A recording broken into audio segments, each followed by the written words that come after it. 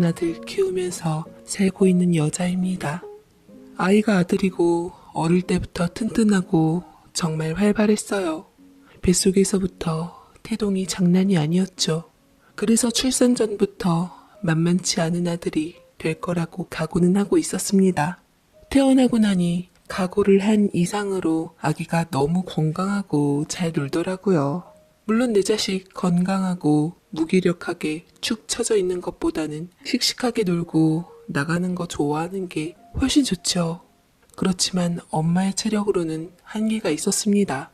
주말만 되면 남편이 맡아서 육아를 도와주기도 하고 바깥에 데리고 나가면서 제게 쉴 수 있는 틈을 주지만 평일에는 남편이 회사를 다니니까 어쩔 수가 없었어요. 그래서 구원투수가 한 명 더 있습니다. 바로 제 시누이이자 남편의 여동생이죠. 시누이는 조카인 제 아들을 너무 예뻐해요. 일남일녀 중 둘째인 저희 시누이는 늦둥이입니다. 남편과 제가 동갑인데 저와 남편이 연애할 때 처음 만난 시누이는 갓 수능 시험을 치른 고3 학생이었어요. 지금은 벌써 30살이 되었습니다. 학생일 때 만나서 30살이 된 걸 보면 기분이 묘하기도 하고 아직도 시누이가 아기처럼 느껴질 때가 있어요. 마음씨도 너무 곱고 사람이 선한 편이지요. 걸핏하면 전화해서 언니 오늘 제가 현성이 봐줘도 돼요? 저 너무 심심해서 그래요. 언니 간만에 바깥바람 좀 쐬고 와요. 친구들도 좀 만나고요. 내가 오늘 현성이는 책임질게요. 라면서 시간이 되는 한 아들을 많이 돌봐주었습니다. 말이 그렇지 5일 내내 직장 다니는 시누이도 왜 주말에 안 피곤하겠어요. 그러나 매번 저 쉬라고 하면서 아들을 봐주는 우리 신우 정말 착한 여자입니다. 제가 지금 남편과 결혼하는 과정에서도 시누이는 제게 큰 힘이 되어주었어요. 사실 저는 지금 남편이 두 번째 남편이거든요. 철없을적 한참 어릴 때 멋모르고 결혼했다가 크게 인생의 매운맛에 데이고 이혼한 적이 있어요. 요즘은 이혼이 흠도 아니다. 게다가 네가 잘못해서 이혼한 것도 아닌데 당당하게 살면 돼. 시부모님께서는 이렇게 너무도 따뜻한 말과 함께 저를 맞아주셨습니다. 시부모님의 착한 마음씨를 쏙 빼닮은 시누이는 저와 딱 12살 차이가 나는 띠동갑 늦둥이라 30이 된 지금도 마냥 순수하고 아기 같고 예뻐 보였어요. 지금의 남편과 결혼해서 아들 낳고 살기까지 마음 다치고 몸 지치는 일들이 여럿 있었습니다. 내가 그때는 어려서서 뭘 몰라서 그런 거야 라고 스스로를 위로해 보려고 노력하지만 지금 다시 돌이켜봐도 정말 힘들고 돌아가기 싫은 시간들이에요. 저는 고등학교 졸업 후에 2년제 전문대학을 들어가서 졸업 후에 취직했습니다. 애초에 취직 빨리 하고 싶어서 전문대 간 것이기도 하고요. 일찍 사회생활을 시작해서 실수도 많이 하고 모르는 것도 많았어요. 여기저기서 많이 야단도 맞고 어린 나이에 힘들기도 많이 힘들었습니다. 그렇게 하루하루 새로운 것들을 배워가는 시기에 한 남자를 만나게 되었어요. 그 사람은 제가 처음 사회생활을 시작한 회사의 제 선배였습니다. 저보다 5살 연상이었고 처음에는 일을 가르쳐 준다는 말로 제게 다가왔고 그 후로 좋아한다. 지금까지 살면서 이렇게 호감이 가는 사람을 만나본 적이 없다라는 말 등으로 제게 대시를 해왔지요. 저도 그 사람이 싫지 않았습니다. 어린 나이에 일찍 시작한 회사 생활에서 유일하게 의지할 수 있는 사람이기도 했고 장녀로서 언제나 동생들을 챙기고 양보하며 살아왔던 제게는 든든한 오빠 같은 느낌이 들었죠. 특히 일찍 취업해서 힘든 시기에 그 사람은 저에게 큰 위로가 되었고 누군가에게 의지하는 것이 익숙치 않았던 제게 처음으로 든든한 기둥이 생긴 것 같은 느낌을 갖게 해주었었어요. 그렇게 그 사람은 적극적인 대시로 인해 저와 사귀게 되었습니다. 행복하게 연애를 했고 일도 더 힘내서 했어요. 그러나 예상치 못했던 일이 터졌습니다. 바로 사귄 지 반년이 거의 다 되어가는 시점에 제가 아기를 갖게 된 것이었어요. 친구들 다 대학생활하고 있는 나이에 저는 취업해서 일하다가 아이를 갖게 된 것이었죠. 갑작스러운 소식에 너무 놀라고 많이 무서웠습니다. 아기에게 미안한 얘기지만 너무 무서워서 울기도 많이 했었어요. 그런데 혼자 부담이 된 나머지 아기 아빠에게 얘기를 할 수밖에 없었습니다. 그러자 그 사람이 이렇게 얘기하더라고요. 뭘 그렇게 어렵게 생각해. 그냥 결혼하면 되지. 어차피 나 너랑 결혼할 생각이었어. 내가 너를 얼마나 사랑하는데. 평생 우리 백년해로 하자. 뭐? 결혼이 장난도 아니고 지금 나랑 결혼을 하자고? 그럼 어떡해? 너도 아기 지우고 싶지 않잖아. 나 믿지? 내가 책임질 거니까 걱정 마. 그렇게 그야말로 번개불에 콩 볶아 먹듯이 결혼을 준비하게 되었습니다. 저희 부모님이 정말 많이 놀라셨어요. 딸이 22살에 사고 쳐서 결혼하게 될 줄 누가 알았겠어요. 그러나 그 사람은 든든하게 제 지원군이 돼주었고 저희 부모님께 당당하게 말씀드렸습니다. 아기도 혜영이도 제가 다 책임지겠습니다. 장인어른 장모님 너무 걱정 마세요. 저희 부모님께서는 처음에 당황하셨지만 남자의 듬직한 모습에 저를 시집 보낼 생각을 했고 엄마는 많이 우셨지만 어쩔 수 없는 노릇이었죠. 엄마는 어떻게든 저를 그 남자와 결혼시키기 위해서 아빠를 설득하기 시작했습니다. 둘이 서로 좋아 결혼하겠다는데 우리가 뭐라고 하겠어요, 여보. 다 큰 어른들이니만큼 우리는 그냥 믿어주기만 하면 돼요. 결혼시킵시다, 여보. 아빠 역시 제 걱정을 많이 한 나머지 결국 그 사람을 만나고는 결혼을 허락하셨습니다. 사실 돌이켜보면 그때 그냥 도망쳤어야 했던 것 같아요. 혼자 낳아서 아기를 키우는 한이 있더라도 말이에요. 상견례와 결혼 준비 과정이 마냥 아름답지는 않았습니다. 이유는 시어머니보다 무서운 예비 시아버님 때문이었죠. 알고 봤더니 그 사람은 대대로 사업을 하는 집안으로 어릴 때부터 부유한 가정에서 걱정 없이 귀한 도련님처럼 자란 사람이었습니다. 밑도 끝도 없이 결혼이라는 것에 대해 큰 소리치던 게 이유가 있었던 거였죠. 자신이 원하는 건 한 번도 안 가져본 적이 없었던 사람이었습니다. 저를 보는 예비 시아버지 눈은 마땅치 않아 보였고 누가 봐도 너 따위가 내 아들을 이라고 말하는 것이 느껴졌어요. 늘 냉소적이셨고 가장 적극적으로 얘기하신 내용은 너 결혼하면 직장은 관두고 집에서 살림하고 네 남편이나 돌봐라. 너도 그거 보고 팔자 고치려고 우리 아들과 결혼한 것 아니겠냐? 내 원하는 대로 해주마. 라며 베베 꼬인 뼈가 있는 말씀을 하셨더랬습니다. 그러나 그때는 아기만 생각했어요.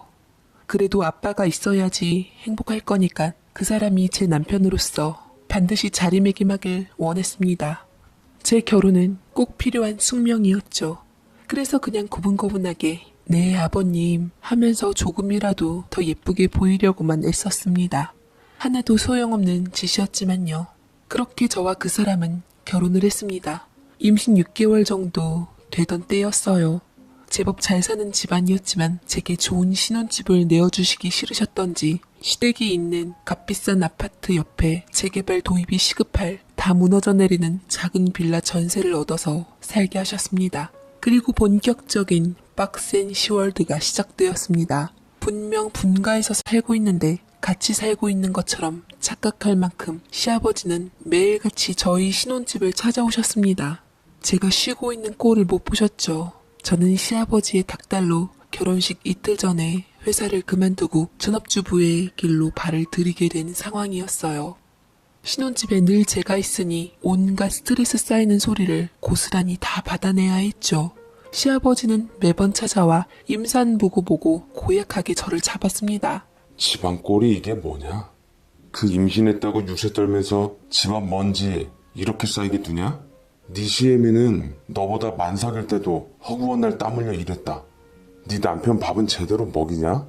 자고로 음식은 정성인데 사다 먹이지 말고 뭐든지 네가 재료 다듬고 고아서 먹여라. 등등 정말 힘들게 하시더라고요. 시아버지는 제 몸 상태를 봐줄 자비가 없으신 듯 쉴 새 없이 제게 일을 시켰고 저는 몸과 마음이 동시에 지쳐갔어요.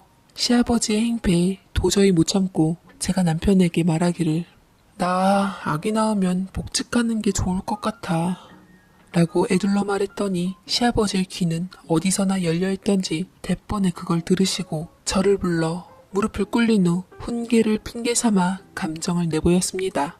어디 가방끈도 짧은 게 남편 따라 일하려고 해? 조용히 애나 잘 키우고 내 말한 것처럼 집안일이나 제대로 해라. 너한텐 그저 그런 가사노동이 딱 어울려. 라고 하신 적이 있었는데 저를 노골적으로 무시하는 그 말은 모두에게 들렸지만 아무도 뭐라고 하는 사람이 없더군요. 저는 믿었던 남편에게 조심스레 하소연을 할 수밖에 없었습니다. 소리 지르고 싸우자는 것이 아니라 말 그대로 하소연이었어요. 솔직히 말하면 나 아버님 때문에 너무 힘들고 스트레스 받아.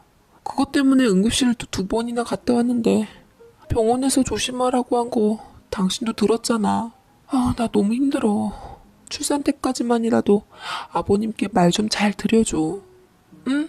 라고 얘기했더니 심지어 남편도 처음에는 절 받아주다가 나중에는 팔은 안으로 굽는다고 철저히 남의 편의 모습을 보여주었습니다. 아버지가 남자인데 뭘 알겠어. 나쁜 분 아니니까 나한테 말한 것처럼 다시 좋게 말씀드려봐.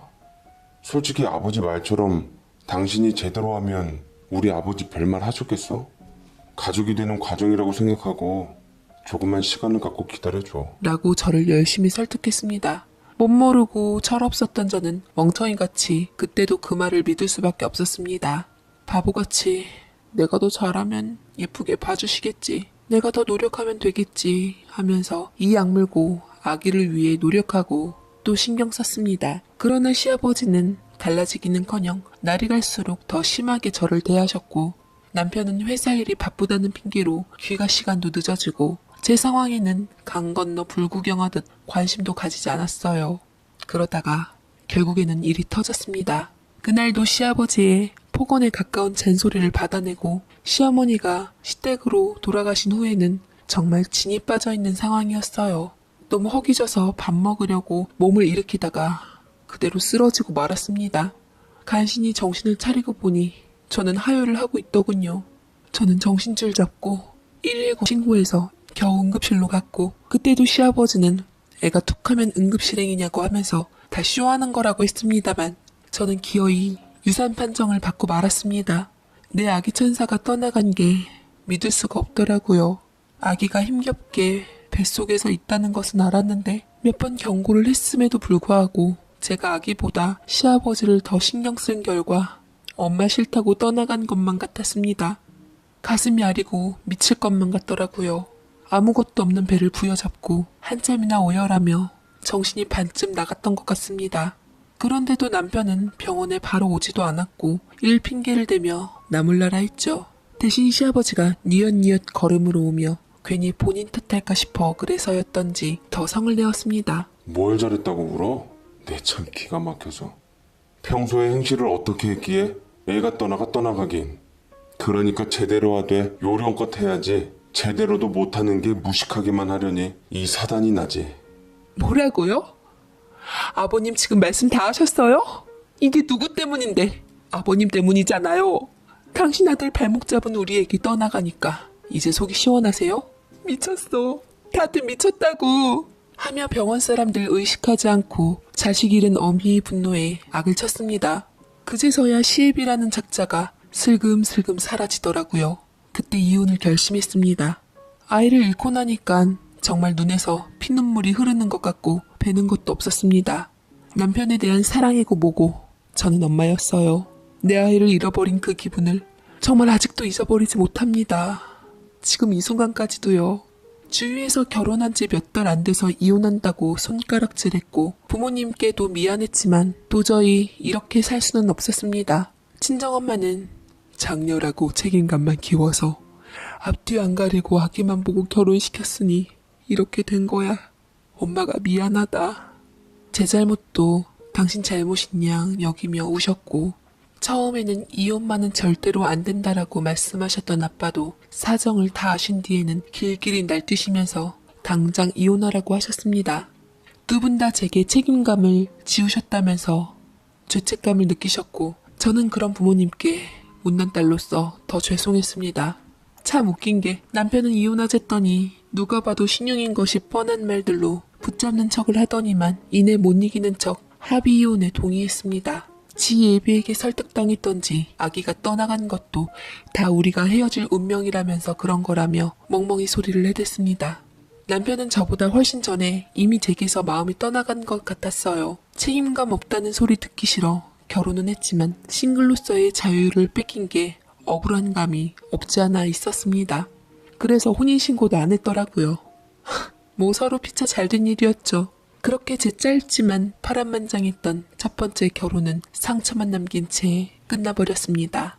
이혼하고 나서 제게 세상에서 가장 믿지 못할 존재는 남자가 되어버렸고 유산한 몸을 회복하면서 다시 직장을 알아보기 시작했어요. 그래도 나름 전 회사에서 일도 잘했었기 때문에 내세울 경력은 좀 있었거든요. 첫째 딸 자식 이혼했다 돌아오니 저보다 더 어두운 표정 하시는 부모님을 위해서라도 제가 이대로 주저앉을 수는 없었습니다. 추스릴 시간도 없이 이혼하자마자 새 직장을 얻었고 다시 일을 시작했습니다. 이혼 사실이나 속사정을 아예 모르는 새 회사에서 새 출발을 하니 좋았어요. 그렇게 저는 평생 남자라면 학을 떼서 혼자 살다가 죽을 줄만 알았습니다.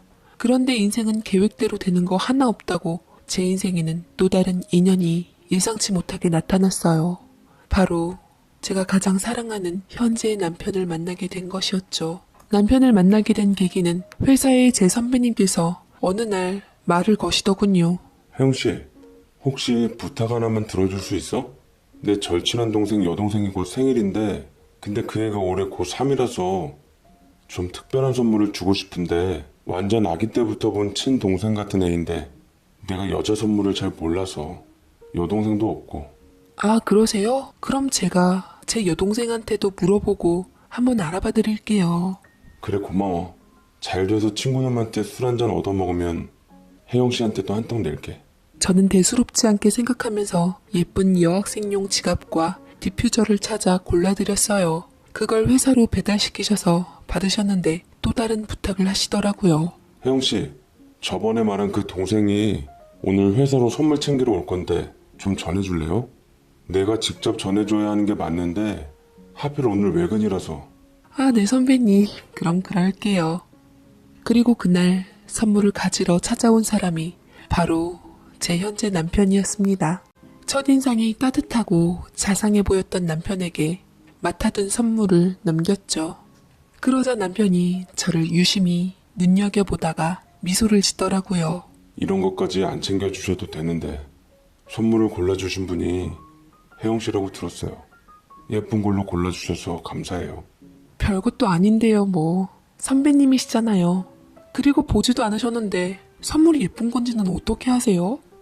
혜영씨가 미인이시잖아요. 미인이 고른 선물인데 보나마나 예쁠 게 뻔합니다.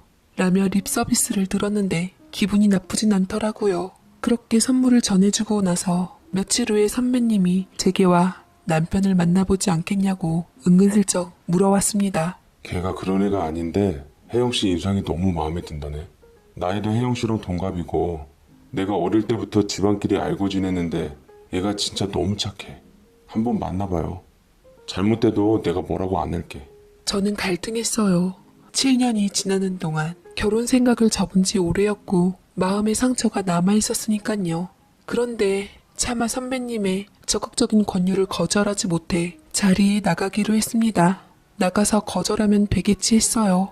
그런데 처음 만난 날 생각보다 대화가 정말 잘 통했어요. 크고 작은 배려와 저를 생각하며 말하는 게 다 느껴졌죠.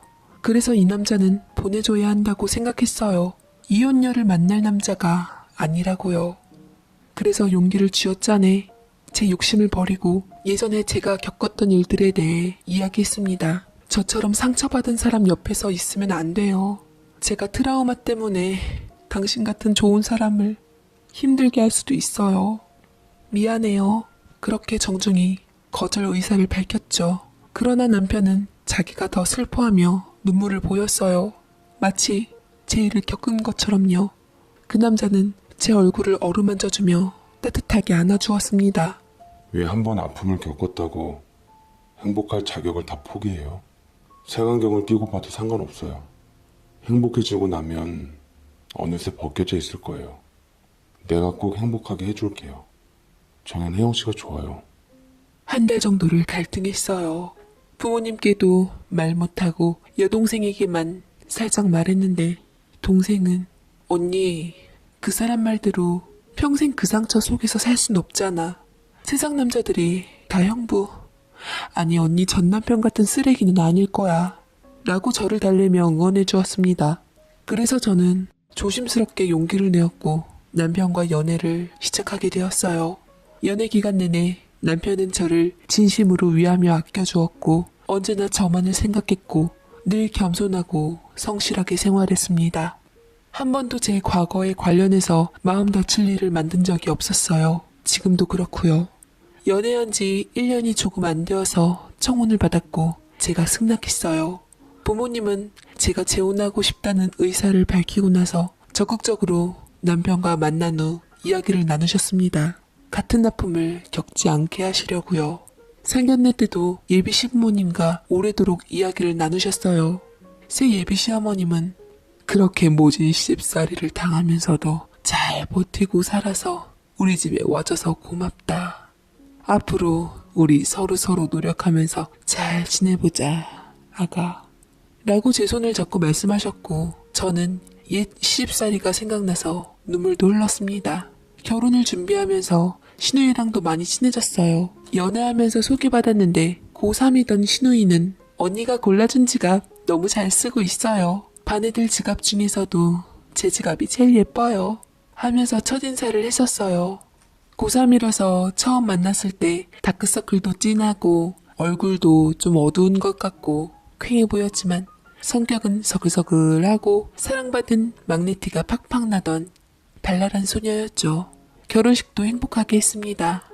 제게 카드를 주며 원하는 드레스고 식장이고 다 고르라던 남편 덕분에 마치 첫 결혼인 것처럼 재혼을 했어요.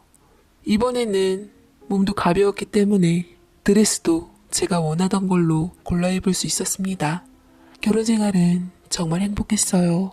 퇴근하고 남편이랑 같이 저녁 먹고 드라마 보고 휴일에는 같이 여행도 가고요.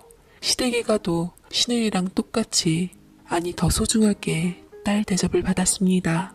정말 이 행복 얻으려고 그 고생했나 싶고 저도 행복한 만큼 시부모님과 신우이에게 더 잘하려고 노력하며 그렇게 새로운 시작을 했어요. 신우이는 수능을 마치고 대학에 입학했습니다. 꽤 이름 있는 대학이어서 가족들 모두 기뻐했고 저도 대학교 입학 선물로 어여쁜 가방을 사주었었어요. 예쁘고 풋풋한 새내기인 신우이는 얼마 지나지 않아 멋진 남자친구도 사귀게 되었고 콩냥콩냥 20대 초반만 할 수 있는 싱그러운 사랑도 하게 되었습니다. 제 20대 시절이 생각나서 저는 항상 신우이에게 엄마나 친언니처럼 항상 지킬 것은 지켜야 한다라며 애둘러서 설명했더니 눈치 빠른 신우이는 다 알아듣고 걱정 말라며 확실하게 선을 긋더라고요. 저와 달리 야무진 신우이였기에 믿고 안심이 되었습니다. 그런데 대학에 들어간 신우이는 이상하게 힘들어하기 시작했어요. 매일 밤 방에 틀어박혔어서 누군가와 전화를 하며 울거나 속상해하는 일들이 많은 것 같았습니다. 대학 생활이 생각보다 힘든가 싶어 적응 기간이라 곧 나아지겠지 싶었는데 생각보다 오래 지속이 되더라고요. 그러다 결국 1학년 1학기 끝나고 휴학을 하겠다고 했어요. 집에서는 다들 난리가 났죠. 이유는 말해주지 않고 갑자기 휴학하고 싶다니까요. 저는 걱정이 된 나머지 신우이를 조용히 불렀습니다. 아가씨, 내가 학기 초부터 봤는데 아무래도 무슨 일 있는 게 맞는 것 같아. 왜 그렇게 혼자 힘들어해요? 나한테 얘기해봐요. 응? 제가 그렇게 달래도 입 한 번 꿈쩍 움직이지 않았던 신우이는 제 지속적인 설득에 점차 마음을 열기 시작했고 그제야 눈물을 뚝뚝 흘리며 이야기를 하더라고요. 사실은요, 고등학교 동창인데 내가 좋아하는 것만 뺏는 친구가 있어요. 라며 이야기를 시작한 신우이는 그 친구가 공교롭게도 같은 학교, 같은 과로 오게 되어서 자신을 힘들게 한다며 심지어 너무나도 좋아하는 남자친구까지 넘보고는 빼앗으려 한다고 여러모로 많이 힘들다고 했습니다. 정작 남자친구는 친구의 여우 같은 행동에 넘어가 버려서 자기만 난처해지고 있다고 하더라고요. 대체 자신한테 왜 그런지 모르겠답니다. 가해자가 일부러 괴롭히려고 대학까지 쫓아온 건 아닐 수도 있겠지만 어쨌든 그 친구가 신우와는 질긴 악연은 분명한 듯 보이더라고요. 자초지종을 들은 저는 도대체 어떤 여자가 그렇게 못된 짓만 서슴지 않고 하는지 너무 화가 났어요. 아가씨, 내일 나랑 같이 학교에 가요. 내가 아주 그런 것들은 잡아서 본때를 보여줄 능력이 있어요. 아가씨 혼자 힘들어하는 모습 보는 게 너무 마음이 안 좋아서 그런 거니까 나만 믿어요. 그냥 제가 견디면 돼요. 걔네 아빠 우리 학교 대학 교수님이에요. 잘못하다가 저 더 힘들어질 수도 있다고요. 대학 교수면 뭐요? 대학 교수 딸내미는 남의 것 막 넘보고 뺏어가도 된대요? 아니면 내가 남자친구를 만나서 뭔가 말을 해줄까요? 대체 일을 어떻게 해야 하지? 이렇게 마냥 당할 수는 없잖아요. 그만하세요, 언니. 제가 괜히 말을 했나봐요. 제 일은 제가 알아서 할 테니 돌아가 주세요. 미안해요. 신우이는 고개를 저으며 그렇게 저를 떠밀어 내보내다시피 했습니다. 그 전에 비밀을 지켜달라고 몇 번이나 다짐을 받았죠. 그 모습이 너무나 간절하고 애처로워서 어쩔 수 없이 알겠다고 약속을 해버렸습니다. 허나 신우이는 그러다 정말로 남자친구를 뺏겨버렸던지 못 마시는 술까지 마시며 괴로움을 달랬습니다.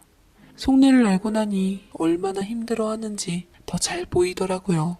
처음 사귄 남자친구를 누구보다 좋아하고 믿고 의지했던 게 잘 보였는데 하물며 실시인 상태에서 그렇게 되어버렸으니 얼마나 뒷말도 많고 뒷탈도 많겠나 싶었습니다.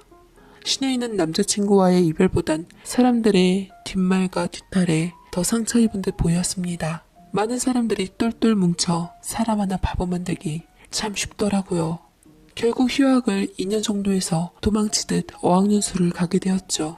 그들과 텀을 좀 주다가 신우이는 간신히 대학을 졸업했습니다. 감정이 복받쳤는지 졸업식 날 유독 많이 울더라고요. 그렇게 똑똑한 신우이는 그 좋은 학벌로 자신감을 잃은 채 졸업 후 별다른 할 일도 하지 않고 집에만 처박혀 있었습니다. 저는 지속적으로 신우를 걱정하며 곁에서 다시 신우이가 예전처럼 파릇파릇하게 잘 지내길 바라는 마음으로 힘을 주었고 챙겨주었습니다. 남편은 여동생의 상태에 대해 궁금해했지만 신우와 약속한 것이 있기에 모든 사람에게 입 다문 채 심리상담가인 제 친구와 같이 의논하며 도왔습니다. 그러자 신우이도 점차 화색을 되찾더니 지속적인 상담과 설득에 반응을 보이기 시작하더라고요. 고마워요, 언니. 저 진짜 새언니 잘 만난 것 같아요. 가족들 덕분에 저 다시 일어설 수 있을 것 같아요. 다시 한번 해볼게요, 저. 라고 힘을 내었습니다. 한 번 불붙은 신우의 취업 공부 의지는 좋은 결과로 다가왔고 그러다 꽤 좋은 기업에 취직했어요. 사회생활 시작하고 나서 처음에는 조금 힘들어했지만 다들 겪는 일이었고 새로운 사람을 만나고 바쁘게 일하면서 점점 밝아졌습니다. 들어간 회사 사람들이 다 너무 좋은 사람들이라고 밝게 웃었고 과거의 아픔은 다 잊은 것처럼 보였죠. 신호가 잘 지내자 저는 마음을 놓았고 덕분에 신경이 덜 쓰여서 그런지 그것 때문에 부부금슬이 좋아진 탓인지 제가 축복 같은 나이를 갖게 되었습니다. 30대 후반이었고 노산 나이 기준을 넘긴 임신이어서 주위의 온갖 걱정을 다 받으며 퇴교했습니다. 남편은 집안일을 자기가 다 했고 시부모님도 온갖 음식을 다 싸다 주셨어요. 말 그대로 정말 여왕님 대접이었죠. 12년 전 첫 결혼과 첫 임신 때와는 180도 다른 상황이었어요. 신우이는 제게 은혜를 갚는답시고 제일 신나서 아들이라는 얘기가 나오자마자 온갖 옷과 신발들을 다 사다 날랐습니다. 첫 결혼과 비교하면 정말 천국이었어요.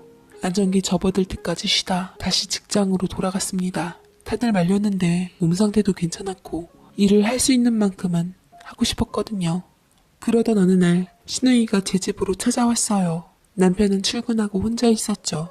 그런데 절 찾아온 신우이가 무척이나 격앙되어 있었습니다. 그리고 제게 무엇인가를 내밀었어요. 보니깐 청첩장이었어요. 걔 결혼한대요. 결국 이렇게 다른 남자와 결혼할 거면서 내가 좋아하는 남자는 왜 뺏었는지 모르겠어요. 거기다 나한테 뻔뻔하게 청첩장 보내고 문자도 온 거 있죠. 꼭 와서 축하해달라고. 이거 내가 어떻게 받아들여야 되는 거예요? 진짜 뭐 이런 애가 다 있지. 정말 세상에 별의 별종들의 특징이 다 있구나. 신우이를 괴롭힌 가해자가 결혼한다고 청첩장을 집까지 보낸 거였어요. 세상 뻔뻔한 여자였죠. 저도 놀라서 혀를 내둘렀습니다. 신우이는 그동안 한층 단단해져 있어서였는지 주눅드는 기색 하나 없이 화만 내더라고요. 흥분한 신우이를 두고 대체 어떤 여자인가, 어떤 남자와 결혼하나 실컷 까주기 위해서 본보기를 보여줄 겸 청첩장을 보았습니다. 그런데 순간 저는 제 눈을 의심할 수밖에 없었어요. 청첩장에 적힌 신랑의 이름과 신랑 측 부모님의 이름은 12년 전 제게 상처만 남겼던 전 남편과 전 시부모님의 이름이었고, 행여 동명이인인가 싶어 청첩장에 박힌 사진을 보니 확신을 가진 채 저도 모르게 온몸이 부들부들 떨렸습니다. 그렇지만 신우는 오로지 제 기색보다는 제 일만 신경 쓴 듯 욕하기에 바쁘더라고요. 내용이 얼마나 구구절절한지 몰라요. 아니, 자기 남편이 어디 회사에 높은 자리에 있고 어쩌고 하는데 내가 알게 뭐야? 결혼이요? 이 두 사람이? 세상에, 말도 안 돼. 신부가 신랑하고 나이 차이가 좀 날 텐데. 언니가 어떻게 알아요? 맞아요. 띠동갑도 넘는데요. 남의 것 뺏기 좋아하는 애 남편인데 그 남편은 또 어디서 뺏었을까? 유부남은 아니었을까? 문득 이런저런 생각이 들더라고요. 신우가 얘기를 하자 기왕지사 이렇게 된 거 신우에게 속이지 말고 모두 털어놓자 싶어서 숨겨둔 제 사연에 대해 고백했습니다. 아가씨, 이 사람 내 전 남편이야. 제 말에 신우이 눈이 동그래졌습니다. 신우이도 제 첫 번째 결혼 생활이 어떠했는지 다 들어서 알고 있거든요. 정말요? 지금 그러면 이혼남이랑 결혼하는 거예요? 하고 묻는 물음에 저는 곰곰이 생각하다가 어차피 혼인신고도 안 되어 있으니 완벽하게 숨기고 결혼하나 싶었습니다. 그 청첩장을 보고 나니까 갑자기 제가 열이 덧뻗치더라고요. 나란히 적힌 그 이름을 보면 제 힘들었던 과거가 생각이 나서 미칠 지경이었습니다. 아가씨, 이대로 넘어가면 안 돼. 죄 지은 사람들은 벌을 받아야지. 인생사 물론 권선징악으로 돌아가는 건 아니라지만 그래도 하늘이 벌을 안 주면 우리라도 대신 줘야 하지 않겠어? 라고 했고 신우이는 어떻게 하시려고요? 하고 물었어요. 그 말을 하는 제 머릿속에는 이미 다 생각이 있었습니다. 사실은 아가씨 과거 핑계대고 제 원한을 풀고 싶었는지도 모르겠어요. 친정집을 뒤져서 간신히 남아있던 첫 번째 결혼사진, 함께 살았던 사진들을 모았습니다. 그걸 가지런히 다 잘 정리하고 인쇄소에 가서 수십 장을 인쇄해 하나로 묶어 몇십 뭉텅이를 만들었죠. 그 뒤로 뭐 거창한 거나 그런 건 없어요. 신우이에게 청첩장 잘 가지고 있으라고만 했죠. 결혼식 당일에 식장에 갔습니다. 그리고 신부 대기실에서 나오는 하객들이나 이미 대기 중인 하객들에게 그냥 닥치는 대로 그 종이들을 나누어 줬어요. 정말 저도 눈에 뵈는 게 없었습니다. 명예훼손으로 고소당할 수도 있다는 걸 알았지만 제 짧은 두뇌로는 그런 위험을 감수하는 방법밖에는 생각이 안 나더라고요. 신우이는 언니 홀몸도 아닌데 무슨 일 생기면 어떡해요 저 때문에 하고 걱정했지만 저는 걱정 말라고 했어요. 아가씨 때문만은 아니에요. 그냥 그때 이혼할 때 제대로 말 한마디 못하고 살았던 동안 그 고통스러운 순간들을 잊지 못해서 지금껏 악몽 같은 기억으로 남아있는 게 서러워서 그래. 내가 어떻게 보면 아가씨를 이용해서 그러는 거니까 마음 쓰지 마요. 저는 묵묵히 계속 종이를 사람들에게 나눠주었습니다. 광고지인 줄 알고 거절하는 사람도 있었는데 무슨 깡이었는지 무작정 가서 안겨주다시피 하기도 했어요. 그리고 예식 시작하기 10분 정도 전에 하객들 사이에서 웅성거림이 나오더니 이내 주의가 다급해지더라고요. 가져온 종이가 다 떨어진 저는 식장 문 앞에 몸을 숨기고 안을 훔쳐보았습니다. 수트를 빼입은 전 남편도 드디어 그 종이들을 보고 있었어요. 얼굴 빨개져서 아주 보기 좋더라고요. 오빠, 이게 지금 무슨 소리야? 오빠 결혼했었어? 이 초음파 사진들은 뭐야? 오빠 지금 애 있어? 도대체 나한테 어디까지 숨기고 어디까지 공개했던 거야? 오빠가 어떻게 나한테 이래? 웨딩드레스를 입고 눈물 줄줄 흘리며 뛰어나와 악쓰며 외치는 신부의 손에는 제가 친필로 쓴 제 첫 번째 임신 경위와 유산 이야기, 시아버지의 독한 쉽사리, 남편의 철전 무관심과 외면에 대한 이야기가 적혀 있었습니다. 전 남편은 당황하고 옆에서 시아버지가 길길이 날뛰시면서 이거 명예훼손이야. 당장 유포자 찾아내. 라고 엄포를 놓더라고요. 12년 만에 봐도 그대로인 게 역시 사람 쉽게 변하는 게 아닌가 보다 했어요.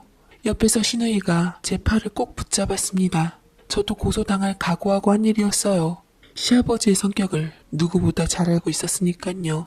그런데 그때 예상치 못한 말이 들렸습니다. 허위 사실이라기에는 증거고 자료고 너무 정확한데 내가 보니 유포자도 유포자지만 그 전에 자네 과거부터 찬찬히 따져봐야 할 것 같은데. 신부 측 아버지로 보이는 아저씨의 말이었어요. 신부의 아버지는 대학 교수란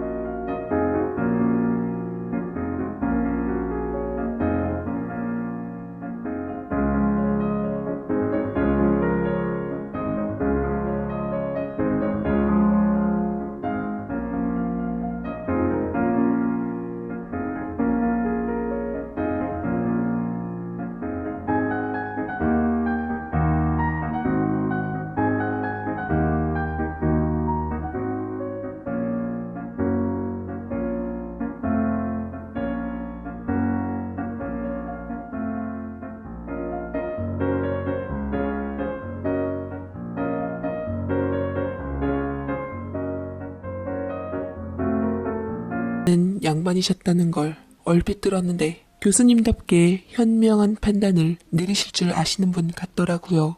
명예훼손보다 예비사위의 실체를 알아내는 게 더 중요하다는 얼굴이었죠. 웨딩드레스 벗고 나와라. 하객들한테는 내가 사과 드릴 테니. 그렇게 신부 측 아버지는 식장 안으로 들어가 버리시고 신부는 울고불고 난리나고 전 남편은 멍하니 서 있었습니다. 저는 신우이를 데리고 나왔고요. 나와서 신우이랑 같이 점심을 먹고 그제서야 서로 굳은 얼굴을 풀며 하하하 웃어 보였어요. 언니 고마워요. 사실 엄청 속 시원해요. 진짜. 근데 따지고 보면 내가 걔 사기 결혼 당할 뻔했던 거 구해준 거 아닌가? 신우이는 밥 먹으면서 웃다가 갑자기 울면서 또 웃더라고요. 마음고생이 보여서 안쓰러웠어요. 사실 조금 걱정했는데 그 후로 제가 신고당하거나 경찰한테 명예훼손으로 전화가 온다거나 하는 일은 없었어요. 한 몇 주 마음 졸이면서 남편 눈치 보면서 지냈거든요. 하긴 그쪽 일 수습하기도 바쁠 때죠. 한 일주일 후에 신우이가 저를 찾아왔어요. 언니 걔 완전 결혼 깨지고 명예훼손이랑 사기로 그 남자 고소한다고 준비 중이래요. 걔 아버지가 법대 교수셨던데 힘을 이런 데다 쓰시더라고요. 아이고, 나는 내가 명예훼손 고소당할 줄 알았는데 어째 일이 희한하게 됐네. 그러니깐요. 언니 이게 무슨 일이야 정말. 졸지 언니도 나도 한을 풀게 되어버렸네요. 우리 기념으로 오늘 근사하게 식사나 함께 할까요? 그날 신우이와는 완전히 통쾌한 얼굴로 기념비적인 곳에서 식사를 했고 신우이가 거하게 쐈습니다. 정말 제 인생에 그렇게 통쾌하고 짜릿한 적이 없었던 것 같아요. 그렇게 전 남편이 고소당한 소식을 듣고 한 일주일이 지났을까? 모르는 번호로부터 전화가 걸려왔어요. 여보세요? 너지? 네가 내 아들 결혼 망쳤지? 바로 전 시아버지였습니다. 도대체 내 번호는 어떻게 알아냈을까? 소름이 돋더라고요. 저는 물러서지 않고 제대로 되받아 쳐주었습니다. 진짜 아드님 사기범죄자 되기 전에 제가 막아준 줄 아세요. 그리고 그럴 의도는 아니었다지만 아버님, 아니 아저씨 손에 굴려질 아가씨 인생도 구해준 거고 여자 입장에서는 나름 보람찬 일이죠. 배은망덕한 것. 우리 집안 씨 받아놓고 잃어버린 게 누군데? 너 내가 가만둘 줄 알아? 이제야 내 아들 제대로 된 결혼 하나 싶었는데 그걸 너까지 있게 다 망쳐버려? 가만 안 두면 어쩌실 건데요. 저는 뭐 가만히 있을 줄 알아요? 아저씨, 내 번호는 어떻게 알았어요? 혹시 나 몰래 내 뒷조사예요? 그럼 나도 여러 가지 제목 붙여서 고소해야겠네. 나도 고소할 줄 알아요. 보여드려요? 너 말 다 했어? 다 안 했으면 어쩔 건데요. 그쪽 아들 깜빵이나 안 들어가게 신경이나 잘 써요. 아들 인생에 빨간 줄 조금이라도 덜 진하게 치려면 변호사 엄청 비싸게 써야 할 텐데 나까지 고소하면 나만 하는 게 있으려나 모르겠네. 너 그렇게 전화가 끊어졌습니다. 돈 문제로 걸고 넘어가니까 상황 수습이 안 되는 것 같더라고요. 제 말 맞다나 당장 자기 아들 구명해줄 변호사한테 줄 돈도 급할 테니까요. 그러게 왜 결혼한 사실을 숨기고 사기 결혼을 하는 건지. 혼인신고는 안 했다 해도 사실혼 관계도 엄연히 법적 효력이 있는 건데 세상을 너무 얕잡아 보는 대가는 참으로 크더라고요. 저만 구경꾼이 되어 일이 재밌어졌습니다. 그래도 마음이 불안해지는 건 어쩔 수가 없어서 먼저 제 시부모님과 남편에게 무슨 일이 있었는지는 다 이야기를 했습니다. 주말에 시댁에서 시누이까지 다 모여서요. 시누이는 본때를 보여준 후 속이 시원했던지 저를 아주 여왕처럼 거의 숭배하다시피 떠받들더라고요. 신우가 남편에게 연락하는 날에는 언니 좀 잘 챙겨. 우리 언니 고생시키기만 해봐. 하면서 잔소리를 해대요. 남편이 제게 대체 쟤는 누구 동생이야? 혜영이 너가 친언니 같아. 아휴 정말. 하면서 푸념까지 하게 만들었습니다. 신우는 태교에 좋다는 건 다 사다주고 아기용품은 여기저기서 선물 많이 들어온다고 나는 무조건 언니만 챙겨야지 하면서 임산부용 화장품이나 출산 후 수유 끝나면 쓰라고 여러 꾸미는 것들도 사다 주었어요. 그리고 제가 출산을 한 후인 지금은 조카를 너무나 사랑하는 착하고 멋진 친구 같은 고모가 되었습니다. 또 회사를 다니다가 만난 거래처 사람과 연애를 시작해서 소개를 받았는데 정말 사람 좋고 선하고 건실한 청년이더라고요. 결혼 전제로 만나고 있다고 하니까 곧 좋은 소식을 기대해봐도 좋을 것 같습니다. 이 사연을 들으시는 분들이 다 저희 같은 일을 겪거나 저희처럼 여러 우연들이 겹칠 거라고는 생각하지 않지만 어쨌든 저희가 서로를 아끼는 마음으로 지금 행복을 찾은 것처럼 혹여나 이런 상황에 계시다면 서로 의지하며 이겨나갔으면 좋겠습니다. 저도 저희 남편, 아이랑 우리 엄마, 아빠, 그리고 두 번째 부모님이나 다름없는 시부모님들과 우리 예쁜 동생 신우이까지 행복하게 열심히 살아볼게요. 이야기 들어주셔서